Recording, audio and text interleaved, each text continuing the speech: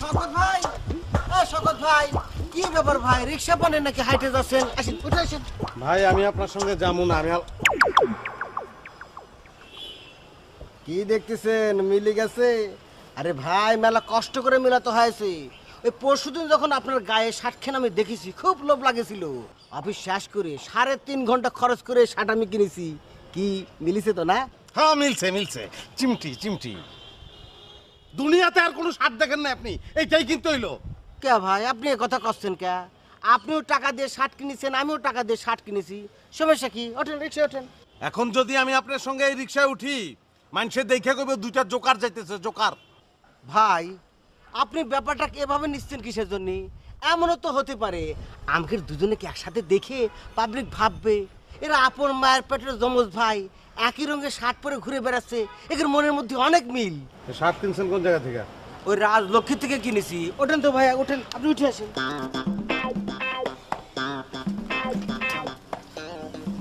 চলো রাজলক্ষ্মী চলো। এ ভাই, রাজলক্ষ্মী কিসের জন্য? ও, বুঝতে পারছি ভাই, এই পরা শার্ট তো ওরা আর ফেরত নেবে না। নে ফেরত দেওয়ানোর লেগে যাবো না, সেম শার্ট আর একটা কিনবো এই রিক্সালার লেগে। এক মার পেটের 3 যমজ ভাই।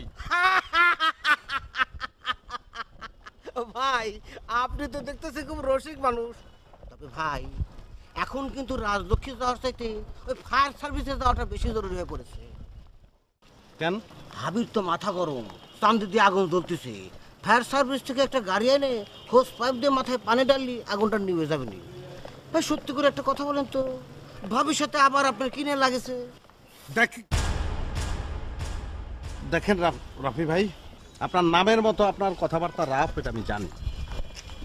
কিন্তু ভাই, আমার স্ত্রী, আমার সংসার, এটা আমার একান্ত ব্যক্তিগত বিষয়। আপনার আমি রিকোয়েস্ট করতেছি যে আপনি এই বিষয়ে কোনোদিন কোনো কথাবার্তা বলবেন না। আপনি কলিগ আছেন, আপনি কলিগের মতোই থাকেন। না, ঠিক আছে, আপনার কথা ঠিক আছে। তবে ভাই, ব্যাপারটা যদি আমি একেবারে না জানতাম তাহলে কিন্তু এ নিয়ে কথা উঠতো না। যেহেতু আমি অর্ধেক জানতে পারিছি যে মাথায় আগুন জ্বলতেছে, এখন কি নিয়ে আগুন জ্বলতেছে এটুকু না জানতে পারলে তো ভিতরে খসখস করতেছে। এই জন্য আপনার কাছ থেকে পুরোটাই জানবে চাচ্ছি। পুরা বউটা আপনারা এনে দেই, আপনি পুরাটা ভালো করে জানেন, সারা জীবন ধরে জানেন, বুঝবেন তখন। সি সি ভাই, আপনি কি করছেন? ভাবি আপনার কত ভালোবাসে।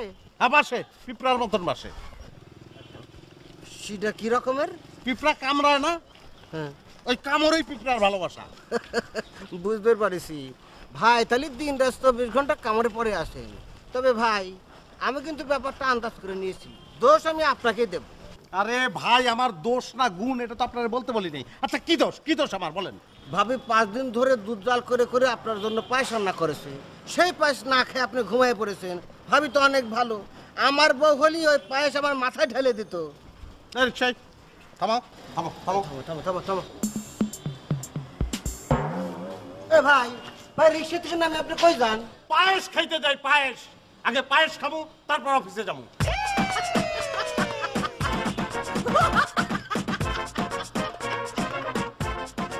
আশেপাশে এরকম যে একটা পাগল ছাগল না থাকলে জীবনটা পায়েস হয়ে যেত।